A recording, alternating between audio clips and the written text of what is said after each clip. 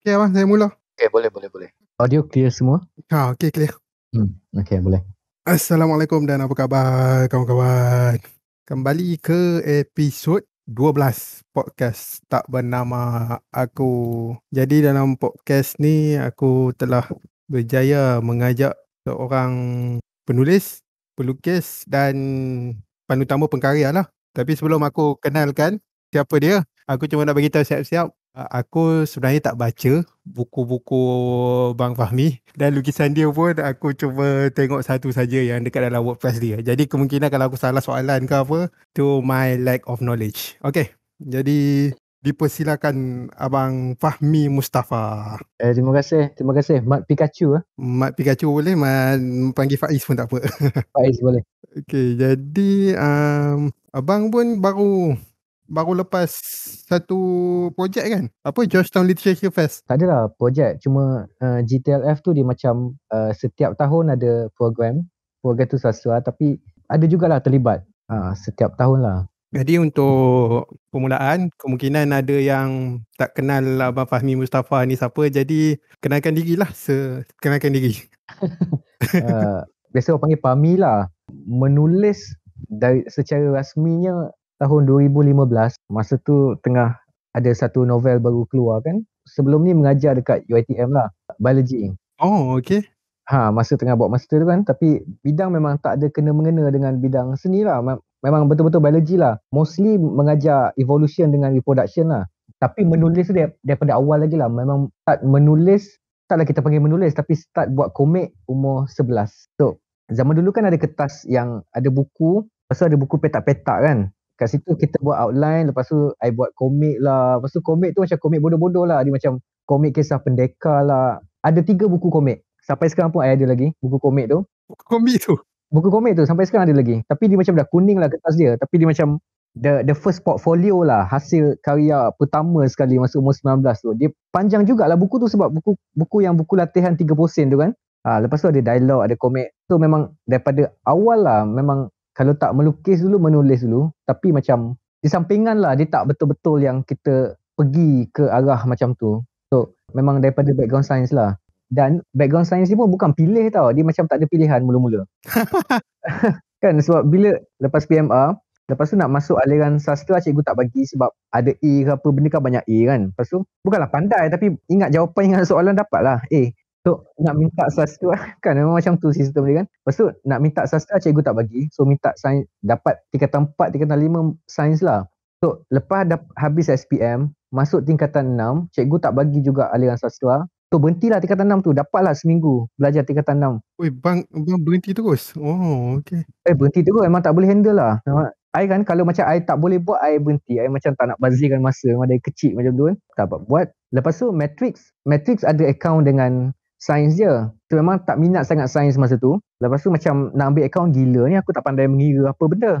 Kita tolak Matrix dua-dua, kita tunggu satu lagi surat daripada UiTM. Masa tu tahun 2005, dia tak ada check online macam sekarang tau. You akan dapat satu surat daripada UiTM. Kalau surat tu tebal, maksudnya you boleh masuk sebab ada buku dalam tu. Buku macam mana nak masuk ke dalam tu. Kalau you dapat surat tu nipis, you tahu memang tak dapat masuk lah. So I dapat envelope yang tebal. Okay. Tebal je tak lah. So kita buka envelope yang tebal tu, masuklah diploma sains. So I memang tak ada pilihan lain lah. Kalau I tak ambil diploma sains, I memang duduk dekat kampung tu lah. I kat Kuala Kemaman. Kuala Kemaman.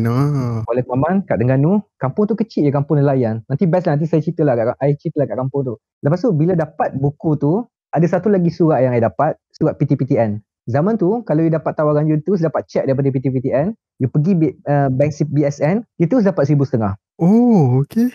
So dia macam memang nak berhutang tu cepat. So bila I dapat diploma sains tu, lepas tu I belajar sikit, lepas tu I minat pula sains sampai ke degree, membawa ke master and all that lah. Lepas tu masa tengah habis degree tu dapat sambung untuk mengajar part time dengan full time dekat UiTM Jengka.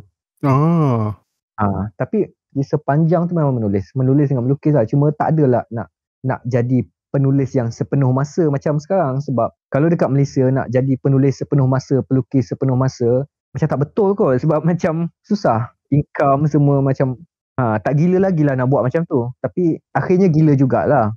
Tapi itulah sedikit sebanyaknya. So macam backgroundnya daripada biology, Tapi passion dalam sains, dan datuk saya, moyang saya dulu bomoh. So dia ada 3 background yang lain-lain. Bila bercampur jadi tak betul macam ni lah. Dia Okay. it's a collection of all the sides in life kan. Macam tu lah. Jadi kiranya masa permulaan abang tulis komik. Ya, betul. Jadi masa komik tu lah kira pencetus segala-galanya yang abang nak cuba melukis, nak cuba menulis semua tu. Ada beberapa pencetus lah. Yang pertama komik, yang kedua ada cikgu nama dia Nur Hayati. Masa tu saya darjah 2 dengan darjah 3. Cikgu Nur Hayati ni setiap hari Khamis, hari Jumaat cuti kat Terengganu kan, dia akan bagi satu kertas A4 bodoh yang kosong tu, dia suruh lipat 2. Lepas tu dia suruh lukis dengan tulis at the same time. Contohnya dia akan bagi tajuk Rumah Saya. So kat bahagian atas, I lukis rumah. Bawah tu, I cerita lah rumah saya di Kuala Kuaman, all the shit lah, bla bla bla bla. So bila saya buat benda tu, saya perasan ada harinya I draw them first. I lukis gambar rumah dulu. Ada hari juga I tulis dulu. So to me, melukis dengan menulis ni sama je sebab kita nak bercerita. Sama ada nak bercerita dari segi bentuk ataupun nak bercerita dari segi tulisan. So bila start daripada awal kan, daripada komik, daripada kerja sekolah macam tu, jadi interaksi saya, dialog saya antara cerita tu sentiasa dalam 2. Sama ada dalam bentuk lukisan ataupun dalam bentuk tulisan. Tapi dia benda yang sama lah. Lagi satu, bila saya kecil saya suka berangan kan. Sampai sekarang pun, kalau setiap kali saya mandi saya menang award lah, saya berangan semua benda. Jadi bila kita berangan, kita bercakap, jadi ada banyak benda yang kita tiba-tiba terfikir. Dan benda tu membantulah di sepanjang proses kita nak dapat perasaan dalam menulis tu lah. Macam tu lah. Satu lagi benda yang menarik lah yang saya dengar yang abang cakap, bila dapat A saja dia kena masuk sains, dia kena tak boleh masuk sastra. Benda tu bagi saya macam menarik sebab best saya pun benda yang sama. Jadi kiranya bila abang cerita tu, jadi sebenarnya that perception tu lama lah juga sebenarnya. Lama sebab zaman dulu masa tu kan nak membangunkan whatever pembangunan means lah. Apa maksud pembangunan tu, itu benda yang tak beres lagi lah. Cumanya bila orang ingat ada pembangunan kan, dia nak satu kerja yang nampak dekat mata. Jurutera, doktor, semua benda. Dan kalau you jadi penulis, penyair, what much can you do lah. Itu persepsi awal lah. Jadi sebab kita tengok pembangunan terlalu keras dan fizikal, kita tak ada pembangunan dari segi kemanusiaan. Sebab itu, walaupun negara kita semakin lama, semakin maju, whatever maju means, orang dia semakin lama semakin susah. Kadang, benda yang simple pun jadi tenat, jadi complicated. Sebab kita tak diajar pengalaman untuk bermanusia. Dan bila kita tak ada pengalaman kemanusiaan, kita cuma ada pengalaman pekerjaan, jadi kita punya hubungan dan pemikiran tu jadi keras. Dia kasar, dia tak lembut. Dia tak ada empathy, tak ada pemahaman. So macam tu lah sistem dari dulu sampai sekarang lah kot. Kalau you macam banyak A, you boleh jadi doktor ni. Kalau you kurang A, you masuk sastra lah. You belajar tema dan pengajaran. Lagi satu, zaman dari dulu sampai sekarang, subjek sastra pun sastra yang macam tu lah. Yang orang kata biasa, yang ketinggalan dan tak ada pembaharuan. Jadi itu susah lah sebab semua orang lah dulu pada masa tu, kita tak ada banyak pendedahan banyak, tak ada exposure banyak, internet pun tak ada. Jadi apa yang kita ada dalam sekolah, itulah dunia kita. Jadi kalau sekolah tu kecil, kecil lah dunia kita. Kalau cikgu tu kecil, kecil lah dunia kita. Memang mati hidup lah. Masa tu bergantung pada buku dan cikgu. Tapi sekarang dah lain kan, ada banyak exposure. So I think it will be better lah. Betul. Teringat juga sebab saya pun asal sekolah kampung, jadi ya betul lah, boleh relate lah juga tu. You umur berapa? I 25. Orang Penang. Saya pindah Penang 5 tahun lepas lah. Masa tu memang dah nekat lah. Saya bawa 2000 pergi Penang. Apa nak jadi, jadilah. Tapi macam kita hidup sekali kan, daripada kita what if, baik kita why not. So kita buat lah. So whatever we wanted to do, kita buat ya. Jangan takut lah. Menarik the mindset why if dengan why not tu. Sebab nanti, masa tu I muda lagi. I umur 30. Dan I ada kuat lagi. Kaki tangan boleh bergerak lagi. And I selalu pesan, kalau kaki tangan you bergerak, mulut you tak lapar. You tak kaya lah, tapi mulut you tak lapar lah. So, I pergi Penang, I kerja dekat Starbucks, jadi barista, I kerja dekat cafe. Sambil tu tengah build banyak work supaya boleh jadi freelancer. So, sampai sekarang pun I jadi freelancer jugalah. Jadi translator, copywriter, editor untuk surat khabar. Surat khabar yang Selangor Kini tu? Ya, betul. Dia pengelola untuk bahagian sastra jugalah. So, kita tengoklah apa karya yang terpilih untuk siarkan, apa karya yang kita pilih untuk berbincang lagi dengan penulis tu supaya boleh edit lagi macam tu lah. Jadi bang start dekat budak sains, so bertukar jadi sastra. Tapi kan sains dengan sastra tu sebenarnya benda yang sama jugalah. dia dalam kerangka yang berbeza. Kalau sains tu dia nak melihat benda yang boleh diukur, dan sastra tu nak melihat benda yang boleh dirasa. Jadi kalau kita ada dua-dua, kita boleh ukur benda tu dan kita boleh rasa benda tu, dia jadi macam bulat lah. Jadi kita nampak dari tiap genap segi lah. Kira dia sebenarnya perlukan lah antara satu sama lain. Ya, dia tak boleh lah pengkhususan. Kalau kita betul-betul sains, kita sains semata-mata. Kalau kita sastra semata-mata. Tapi kita bukan semata-mata manusia. Kita ada banyak sisi dalam tubuh manusia tu. Ada sisi A, B, C. So, rasanya kita patut ambil semualah. Dia inklusif. Kita masukkan semua benda. Betul. Jadi, okey lah, introduction yang okey lah tu.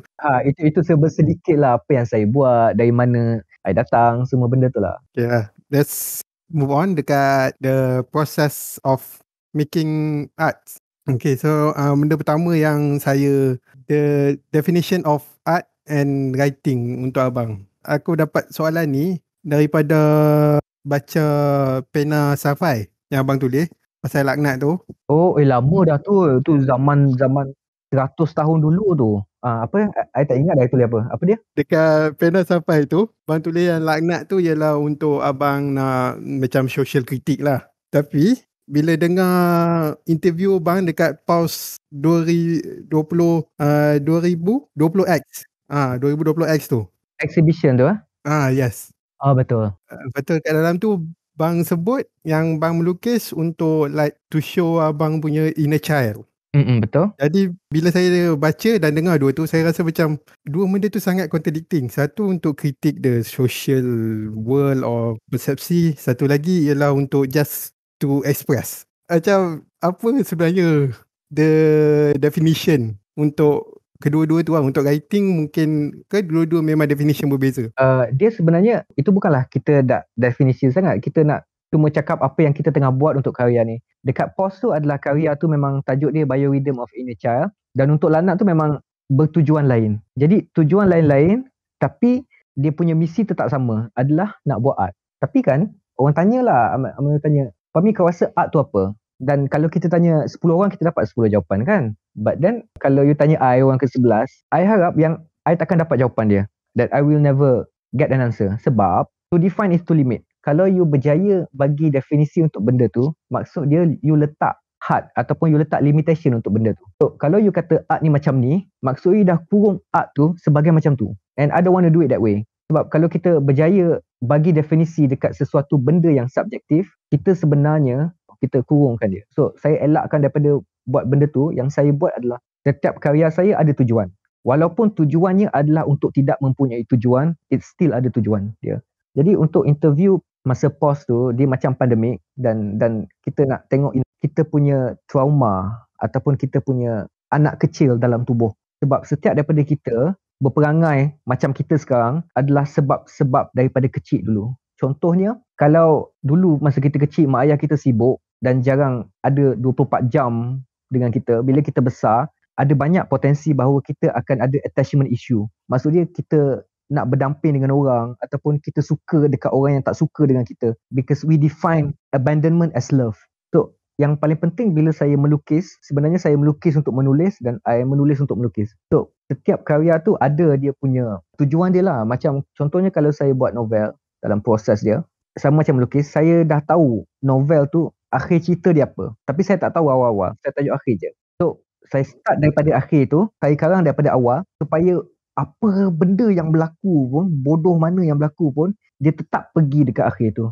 It's like macam kita hidup lah. Kau buat merepek apa pun, last kau mati juga. And we are going there. So macam tu saya proses lah kalau kata nak menulis ke melukis. Jadi kiranya macam abang dah set that one tujuan. Lepas tu bila sebelum abang nak menulis atau nak melukis, abang dah set dah satu tujuan dan abang pergi ke tujuan tu lah. Dia ending dah ada dah. Dia punya tengah-tengah ke, awal cerita, awal kata dia tak tahu apa lagi. Yang kita tahu ending dia nak cakap benda ni sebenarnya. Lebih orang kata lebih fleksibel lah. Tapi macam mana yang abang kata, kiranya abang tak nak definisikan what is drawing and menulis kan? Tak ada. To me, bagi saya tak ada definisi, dan saya harap saya takkan jumpa langsung definisi sampai mati pun. Sebab bila saya jumpa definisi dia, maksud dia saya penjarakan art tu mengikut definisi saya sendiri. I don't want to do that lah. Dia kira macam tak nak terlalu philosophical sangat lah. Saya rasa ada benda yang bila kita start bagi nama dan bagi sifat dekat dia, dia menjadi nama dan sifat sebegitu, tapi dia tak sebegitu. Dia hanya nama dan sifat sebegitu sebab kita yang bagi dekat dia. Dan itu constructed. It's not the truth. It's a constructed truth. So, saya tak mau bermain dalam kerangka yang kecil. Saya nak define, okay, puisi ni bentuk macam ni. Esei kena bentuk macam ni. Lukisan kena bentuk macam ni. So, bila saya bermain dalam bentuk macam tu, saya rasa saya akan ada dalam Alice in Wonderland syndrome. Dia macam kita berlari tapi tempat yang sama. And tak maulah buat macam tu penat. So dia akan jadi polemik yang tak habis. Contohnya yang kita tahu, art untuk art lah, art untuk masyarakat lah. Buat dengan seikhlas hati, you punya karya, it's all that matters. Jadi untuk siapa-siapa yang nak masuk paper Selangor kini tu, boleh just express lah macam tu. Banyak orang kena tahu, menulis bukan sekadar menulis.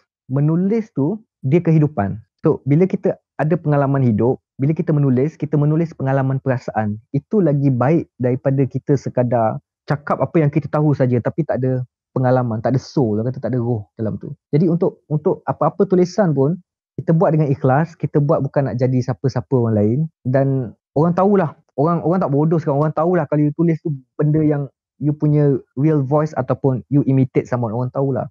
Betul. Kira macam manalah dia, art ni tak perlulah untuk kau jadi that nak ke arah lonely kot tu, tak payahlah, tak perlulah. Yang tu bukan satu-satunya jalan. Ada banyak jalan lah, ada banyak jalan. You pilih jalan yang paling sesuai sekali dengan you. Dan bagi masa lah. Jangan terlalu gunakan masa untuk benda-benda yang akan datang, benda-benda yang tak tentu. Tapi gunakan masa untuk sekarang. Sekarang ni apa yang you ada, apa yang you rasa, apa yang you nak cakap. Terutamanya kepada diri sendiri. So bila you tulis benda tu, orang nampak, oh ikhlasnya dia menulis. Sebab banyak tulisan, terutamanya esei ataupun puisi, dia macam terinspirasi daripada orang lain ataupun dia bercakap dengan perkara yang dia tak boleh relate. Jadi bila kita baca, dia macam apa ni? Dia tak dekat. Kan dulu I selalu suka baca esei. Ada satu esei George Orwell. Dia esei pasal masa dia kecil dulu dia pergi sekolah private. So siang tu dia kena rotan sebab malam dia suka kencing. Siang tu cikgu rotan dia kencing basah tilam. Malam tu dia kencing, esok siang kena rotan lagi. Lepas tu kencing lagi, lepas tu kena rotan lagi. Itu esei sastra. Dia nak cakap, masa dia kecil pun dia pelik. Kenapa manusia dihukum dengan benda yang dia tak boleh nak kawal? Esei ni tak semestinya keras dan kertas kajian. Dia melibatkan pengalaman manusiawi. Jadi pentinglah kita nak ada pengalaman dalam hidup. Dan bukan sekadar pengetahuan saja, tapi perasaan tu penting juga sebab ini seni kan. Bang explain ni boleh faham lah apa yang selama ni saya dengar dalam video YouTube. Apa, write what you know. More than write what you know, write what you want, dan write because you cannot not writing it. I jadi orang yang buat art sebab kalau I tak buat art, I tak boleh hidup. Dia macam bernafas, macam makan. Dia dah jadi sebahagian daripada darah daging. Dan ini adalah sifat manusia sebab manusia kan bila Tuhan cipta benda-benda, dia akan pinjamkan sedikit zat dia kepada manusia. Jadi kita tahu rasa nak cinta, rasa nak benci, rasa nak cipta, rasa nak musnahkan. So pinjaman-pinjaman zat Tuhan yang sikit tu, kita gunakan sebaik mungkin lah sebab kita nak melahirkan satu benda dan benda tu adalah pengalaman menjadi manusia.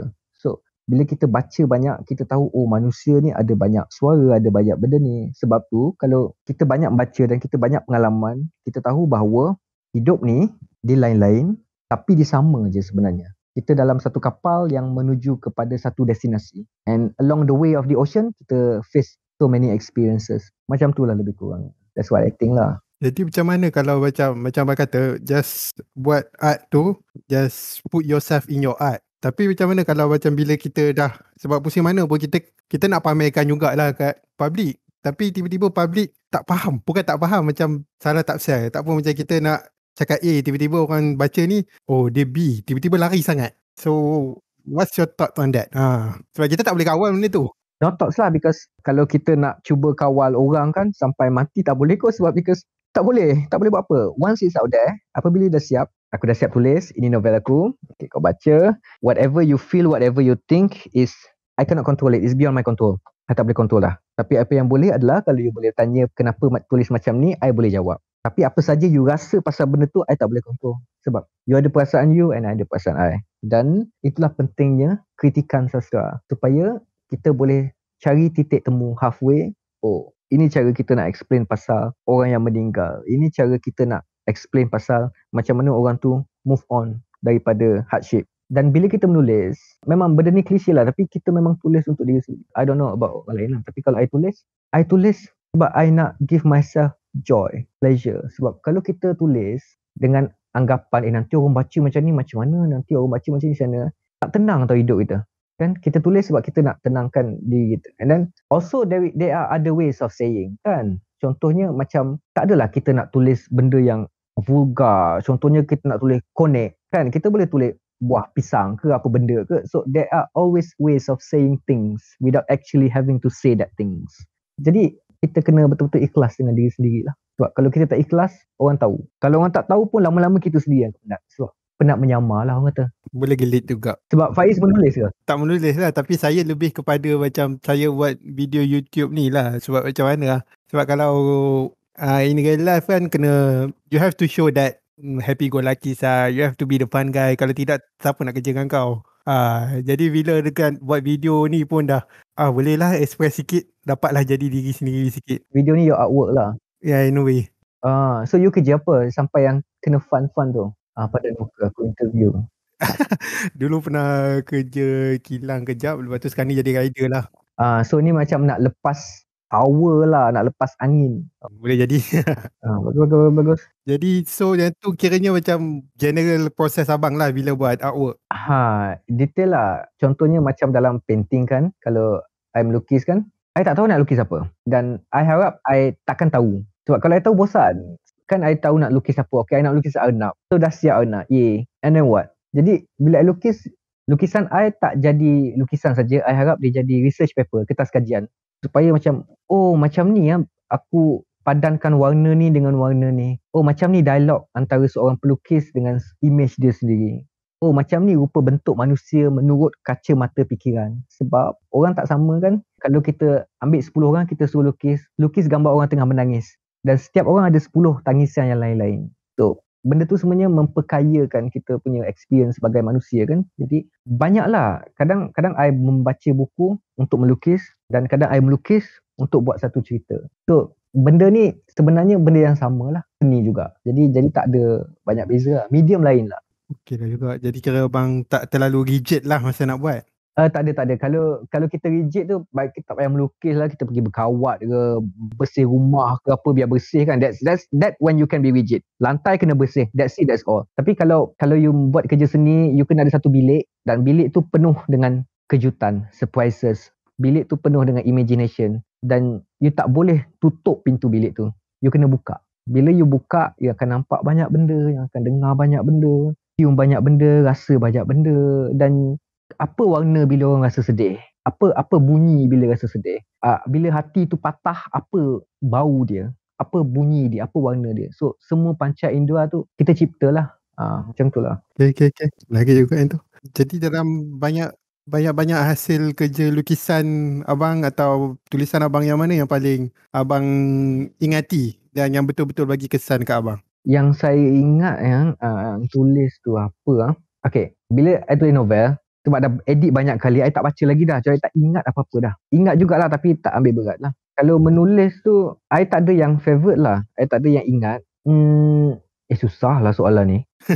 Sebab bila I dah tulis, I tak pay attention lah. Because bila I dah tulis, itu bukan I punya lagi dah. Itu, it belongs to the world. Itu belong kepada space. Sebab dia orang pinjam I punya tangan nak tulis je lah. Bila tu, itu orang lain punya. Which is, tak kisahlah higher power ke, inspiration ke, Allah Ta'ala ke, apa, wahyu ke. Itu that's their business lah. Dia punya tangan I je. So kadang-kadang I tak ingat I tulis apa. Banyak yang I tulis dalam bentuk dialog lah. Dialog dalam novel kan. Novel. Okay, I dah tahu apa dia. Novel keempat, novel manusia. Di bahagian ketiga. Ada satu scene I balik kampung. Lepas tu I jumpa masa I tengah muda dan I bercakap-cakap dengan diri I masa I tengah muda. Okay. Dan masa I kecil, I tak ingat pun I pernah jumpa diri I masa dah tua. I ingat dia orang tua. Rupanya itu I sendiri. I have no memory on that. Dan bila I besar, I datang balik masa I kecil, I cerita balik. Nanti hidup kau akan jadi macam ni, tapi it's okay. Sebab kau akan selamat, sebab tu aku ada depan mata kau. Something like that. Sebab it's part of reincarnation kan. Mungkin masa Faiz, masa you tengah ride kan, you ride apa? Grab food ke? Grab food Yeah. Mungkin masa you hantar Grab food kan, you hantar satu makanan dekat orang tua, maybe that's you. Tapi you have no memory yet on that. And then bila you yang tua tu, you tak ingat you muda pernah jadi guard. So maybe once in our life kita jumpa balik dengan orang, dengan kita sendiri, and the world just cross. It's a quantum physics. So itu bab tu yang I ingat lah, sebab I rasa masa I kecil dan masa I sekarang dan masa I tua, kalau I tak mati kena langgar, because I duduk kat Penang, and Penang driver macam Yes, yes, faham. sebelum I mati kena langgar, masa sekarang dengan masa I kecil, it still happen now. Cuma I tak ada access untuk contact dia orang kecuali bila I menulis. So bila I menulis I imagine benda tu, the door open. Dan bila the door open, I jumpa dengan diri I balik masa kecil, I jumpa dengan diri I akan masa depan. So I bawa dia orang, I letak dalam buku I. That's it, that's only my job. Untuk lukisan, biasanya lukisan ni kadang tak betul lah, serial sikit lah. Kadang I sampai image tu akan datang 2-3 kali dalam tidur, dalam kita tengah berjalan. Dan bila I buat colour, I tahu colour apa yang sesuai. Dan sebenarnya lukisan ni dia banyak datang masa I tengah berjalan. Kadang kan I pakai kasut sukan, sebab tu kat Georgetown, betul-betul dekat tengah-tengah Georgetown. So pukul 12 tengah malam tu kita pakai kasut sukan, kita pasang Lana Del Rey ke, kita pasang apa-apa muzik indie pop, and I jalan, I tengok bandaraya yang sedang tidur. Lampu perlahan, sunyi. So bila tempat tu sunyi, masa tu jadi panjang. Dan bila masa tu panjang, you punya pengalaman tu banyak. Dan bila pengalaman you banyak, you punya karya pun you rasa ada banyak boleh tulis. Sebab bila you berjalan dengan perlahan, you melambatkan masa. Dan bila masa you dilambatkan, you ada banyak pengalaman. Dan dari situ you tengok, oh, ini colour, ini warna, ini corak, ini pattern.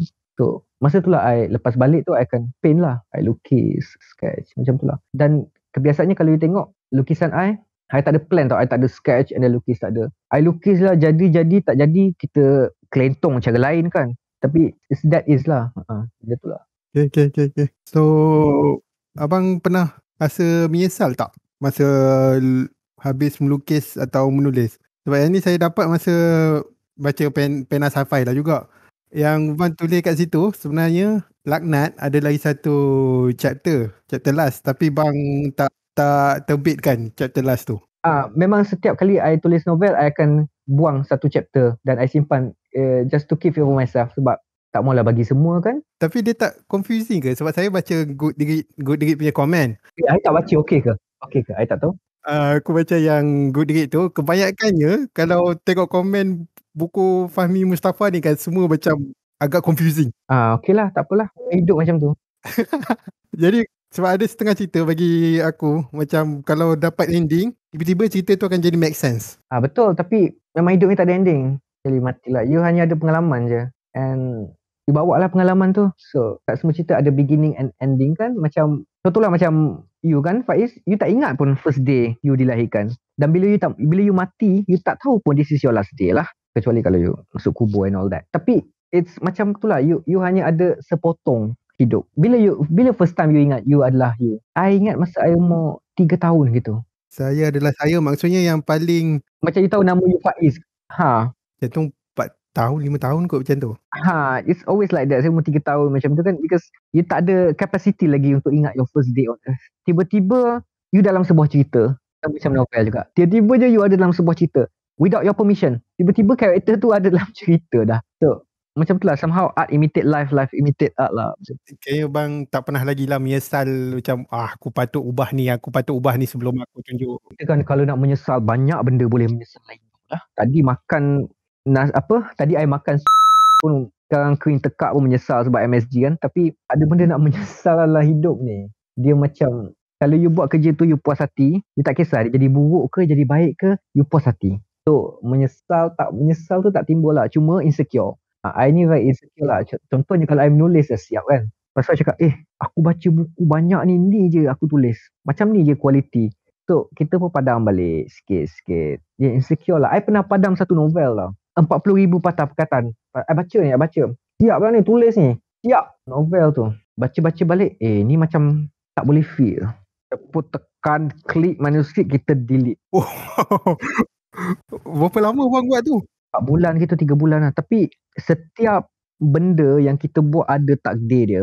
Ada yang jadi siap, ada yang tak sempat siap, ada yang dah siap kena buang, ada yang siap berjaya, ada siap tak berjaya. Macam hidup lah, dia mati awal, mati kanser, mati kena langgar semua. So setiap benda yang kita buat tu ada takdir dia. So it's not your right anymore to question that takdir, because you don't have that much power to question it. Apa yang you buat adalah setiap kali you berkarya, you jujur dan you tahu apa yang you tengah buat, and benda tu pun dah kira anugerah lah untuk I lah.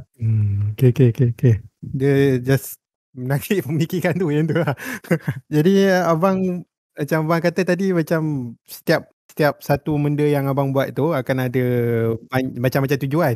Jadi ada tak macam one thing yang sama dia dalam banyak-banyak tu, the main inspiration lah macam tu? Itulah, banyak yang sama juga. Cumanya I ada bukanlah signature, tapi kecenderungan.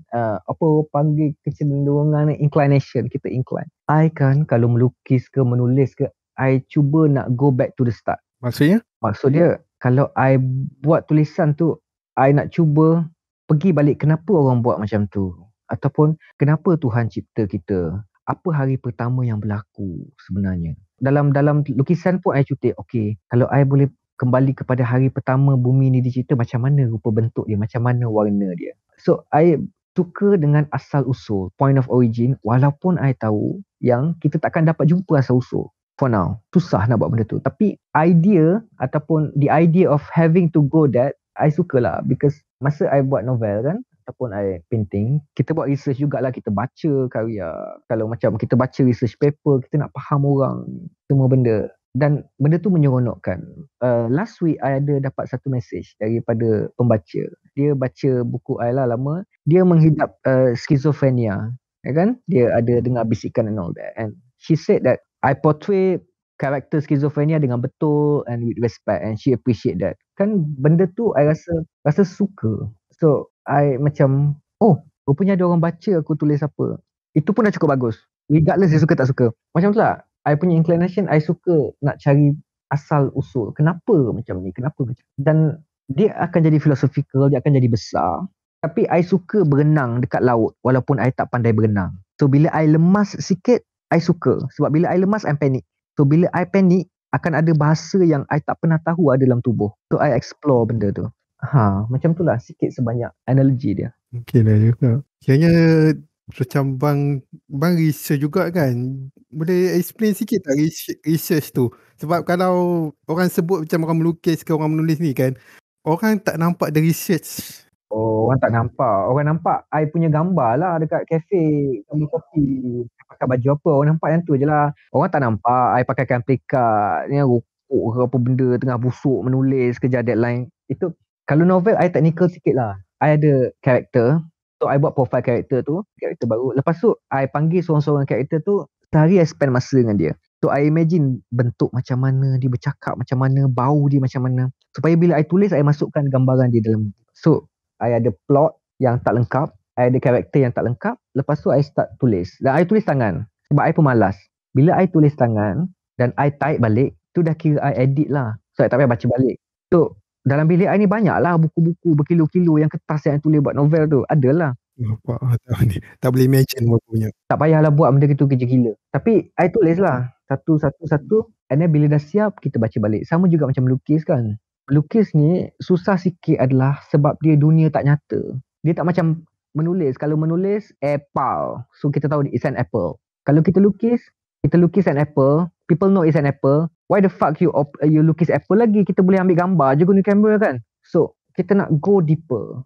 So benda-benda ni yang buat I rasa macam lagi semangat. Sebab setiap hari I tahu yang I bodoh dan I tak tahu banyak benda, jadi I kena bekerja kuat untuk cari ini.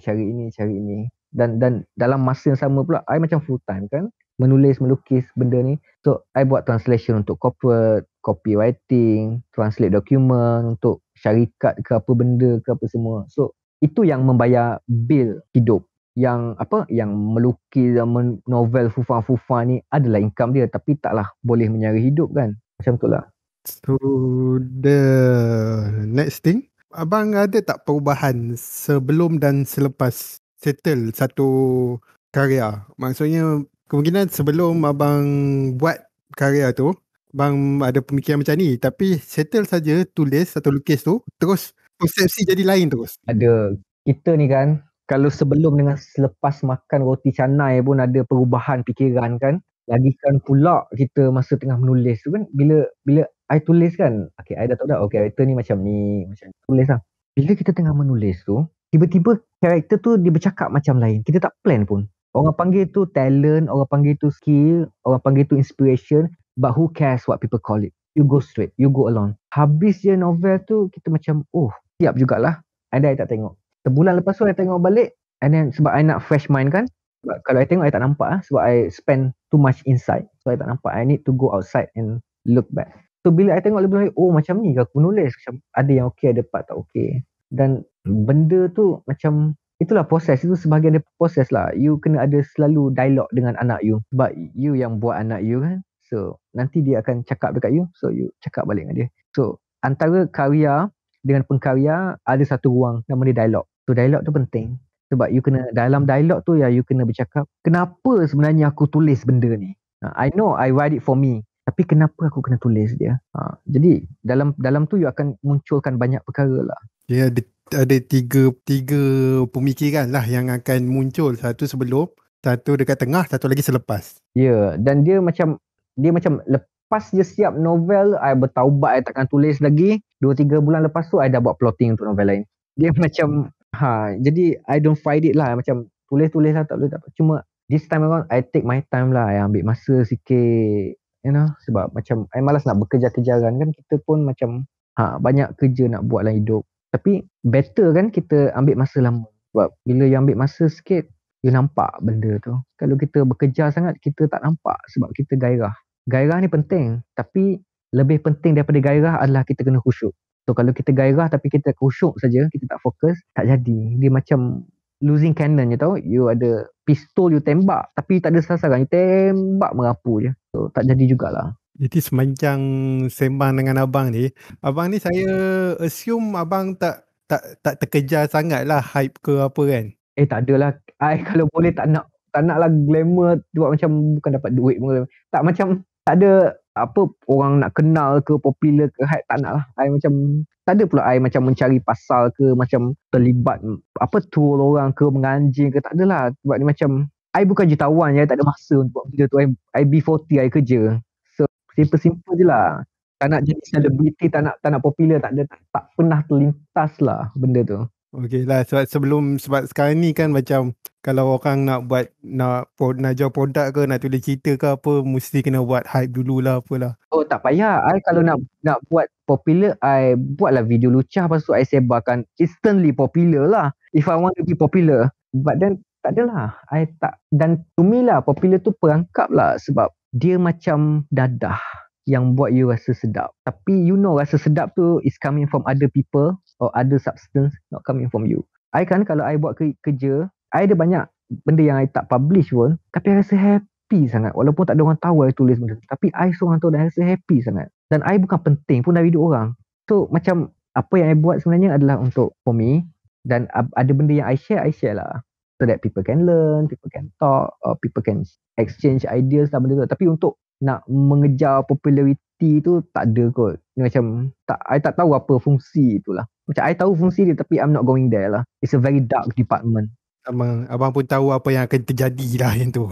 Macam tak maulah aku. I kalau boleh nak hidup tenang dekat tempat yang tak ada alamat. Okay. Jadi macam mana? Sebab dia pelik lah juga, sebab saya cakap aku sebut pasal good read tu kan. Lepas tu tiba-tiba bang kata bang tak cakap. Dia macam pelik lah juga. Sebab selalu kalau masuk timeline saya kan, dia macam orang akan sebut, penulis akan sebut lah, oh aku nak tengok macam mana audience pembaca aku respon. Kan macam Twitter lah, mesti akan ada penulis yang retweet puji-puji lah. Oh tak ada, tapi kalau orang tweet sebut nama ataupun biasa kan pembaca akan DM ataupun dia akan email. So I banyak berhubung dengan pembaca apa-apa semua by email lah. Jadi tak adalah orang tahu apa dekat Twitter ke apa, tak adalah. Tak ada I nak buat poster pujian ke, tapi if people want to do that, it's their choice lah. I tak ada masa. Okay lah, jadi kiranya macam hubungan pembaca abang dengan abang tu, abang keep it private bagi abang saja. Abang dengan pembaca sajalah tahu. Lagipun siapa je dalam dunia ni, so macam tak perlulah. Macam ada benda yang tulis lah, macam nanti kalau Faiz nak tanya apa-apa ke email je lah, and then I can reply. Benda tu lah, tak adalah macam shouting on the social media, because if you have time then do it lah, but I don't have that privilege of doing it. Okay, so ni ada satu soalan dekat saya tanya member saya lah, seorang penulis, Hasif Ryan. Siapa nama? Hasif Ryan. Dia Iman Publication ke apa nama? Ya, buku hayalan. Okay, jadi dia tanya soalan, agak-agak bila keluar karya sci-fi terbaru? Tak tahulah karya sci-fi ke apa, tapi tengah nak finalize novel. Dalam tahun depan ataupun tahun akan datang sekali lagi, sebab tahun depan saya ada 2 exhibition painting dan tengah fokus untuk novel tu juga. It's a bit sci-fi juga, tapi taklah begitu sci-fi lah. Dia macam tak ada genre lah, tapi dia seronok sebab I ambil masa. So bila I ambil masa, I macam relax, tenang macam tu. Dan bila pandemik ni kan, aku nak ambil pandemik lah, Alhamdulillah lah, I masih ada kerja semua dan semua benda jadi perlahan. So kalau you perasan, bila benda tu jadi perlahan, hidup ni jadi macam ditunjukkan you, macam mana manusia kalau ditakut, macam mana manusia kalau disakit, macam mana manusia kalau dikehilangan, macam mana you rasa bila you seorang. Benda-benda tu memang sakit, orang kata memang palat, tapi sangat penting. Because sebelum ni kita terlalu selesa, dan bila keselesaan tu, Allah macam nak uji tarik sikit keselesaan tu, and then kita nampak two colours of ourselves, two colours of our people. Dan benda-benda tu I ambil lah untuk, yang pertama jadi pengajaran diri sendiri, yang kedua kadang I berkarya ataupun cara I berkarya, cara I approach kertas dan cara I approach canvas dengan respect. Sebab kita nak menulis pakai pen, kita nak kertas, kita tak boleh zongak tu sulit, tak ada. Kita kena tengok kertas tu dulu. Kertas tu kosong, kita bayangkan kertas tu manusia. Kalau kita nak approach kertas tu, kita kena approach baik-baik dengan ramah. Kita cakap lah hello kertas ke apa benda, saya selalu cakap dengan barang bukan hidup kan, sebab I rasa barang bukan hidup tu benda hidup juga. Kita cakap hello kertas, lepas tu kita cakap slow-slow, kita show respect to our medium. Sama juga macam canvas, kita tak boleh beli canvas, conteng ambil video, tak. Kita buka canvas tu, biar dikosong dekat studio, biar dikosong kat studio I dulu. I masuk, I tegur canvas, I keluar, I say bye canvas semua. Sampai satu hari canvas cakap I'm ready, and I pun dah ready. Lepas tu kita orang gabung sama-sama. So apa yang kita kena buat adalah biasakan ucap the best prayer ever, thank you. Kan sebelum tidur kan, I selalu cakap thank you dekat tangan, thank you dekat kaki, thank you dekat kepala, and bagi tu sebab kenapa I say thank you to them. Lepas tu I thank you kat bilik I thank you dekat tilam I yang tengah I baring sekarang. Bila you cakap thank you kat semua benda cakap thank you kat balik, you have this one powerful thing you can ever have on this planet, which is clarity. Jelas. So you nampak jelas, okay, aku ni tengah buat ini sekarang supaya aku boleh dapat ni, dan bila aku dapat ni, aku boleh jadi orang baik, aku boleh hidup dengan selesa. Things like that. So it's always start with a small thing until it get bigger and deeper. Macam tu lah. Okay. Menenangkan lah juga dengar tu. Dia macam okay je, take things relax je. Macam it will be fine lah eventually. Tak kisahlah you tengah hadap apa sekarang. I know it's pandemic, masalah duit ke, masalah family ke, I know it's fucked up, but slowly. Because I believe that slowly is the fastest way to go to anywhere you want. Always remember that lah. Slowly is always the fastest way. Agak pelik lah di zaman semua benda kena laju, bang ambil idea slowly lah. Tapi ni kadang I sembang juga tau. You tahu I buat apa malam-malam sebelum I tidur? I tengok TikTok. I love TikTok. So bila I tengok TikTok pukul 9, tengah jam lepas tu dah pukul 2 pagi dah. And I rasa this is very interesting sebab kita punya attention span dah fuck up dah. Kita tak membaca yang panjang-panjang, kita tengok benda yang lama-lama. Ya, betul. So somehow dia translate dekat I punya writing juga. Kadang pacing cerita I macam laju, I macam kenapa laju sangat cerita ni, so I undurkan balik. So I think as much as we think we are in control of around us, tapi things around us pun control kita juga. Which goes back to my belief that whatever you own will own you back. Contohnya kan, I tak ada kereta lah, tapi kalau you beli kereta, you ingat you pemilik kereta tu, tapi kereta tu pemilik you. You kena bagi duit dekat dia, you kena lap dia, you kena repair dia. So it's that interaction lah. Yeah. Nak complain about it pun macam nak complain banyak. Ini kalau nak complain dekat you Faiz, berkilo lah. Tapi is it solutional? Tak solutional. I mean, what I'm trying to say adalah, ni bukan saja jadi kerja I dah. Dia jadi macam I punya gaya hidup, jadi darah daging dah. Maksudnya, kalau I tengok orang pun, I tengok gaya, I tengok perangai, tengok fizikal, tengok mental, tengok rohani. Dan bila I tengok-tengok benda tu, I akan cuba fahamkan dia. Kenapa dia cakap benda yang dia cakap, kenapa dia buat benda yang dia buat. Sebab setiap orang ada dia punya background story. Sama macam I buat novel lah, ada background story dia. Orang pun macam tu. kenapa dia buat palak dekat you, mesti ada background story dia. So macam tu lah, I try to understand. Okay. Menarik yang tu. So dah hampir cukup sejam dah. Jadi abang ada apa-apa nak promote tak untuk sebagai ending? Tak ada apa lah nak promote, sebab nanti kalau ada produk kita promote lah. Mungkin tak ada apa nak promote lah. I just wanted to promote 8 hours of sleep to everyone, and morning sun sebelum pukul 9 pagi, berjemur sekejap for 30 minutes. Itulah karya yang I nak promote. Those are the artworks of life. Kalau you cukup tidur, you cukup matahari, you makan elok-elok sikit, okay je. And the rest is just, apa orang kata, pinjaman dunia je benda ni. Don't just enjoy the ride. You know, dia tak ada good thing, dia tak ada bad thing. It's just a thing. Kan? So, benda tu je lah. Tak adalah nak promote apa-apa. Okay, so jadi untuk tamatkan episod ni, cakap terima kasih. Aku nak cakap terima kasih kat Abang Fahmi sebab sudi borak dekat dalam podcast ni. Sama-sama. Jadi jangan lupa untuk subscribe, share dan like. Lepas tu follow aku kat Twitter. Aku akan update lah kot projek benda podcast ni. Aku harap aku buat lagi lah, insyaAllah. Again, kami nak berminta maaf kalau kemungkinan kami terlanjur kata. Benda tu kadang-kadang bukan niat kami pun. Jadi apa benda yang korang terima tu, yang tu kami tak boleh kawal. Jadi aku minta maaf saja siap-siap. Ada Spotify link dekat bawah description. Dan terima kasih korang yang sudi dengar sampai episod ni. Dan bye-bye. Terima kasih Faiz.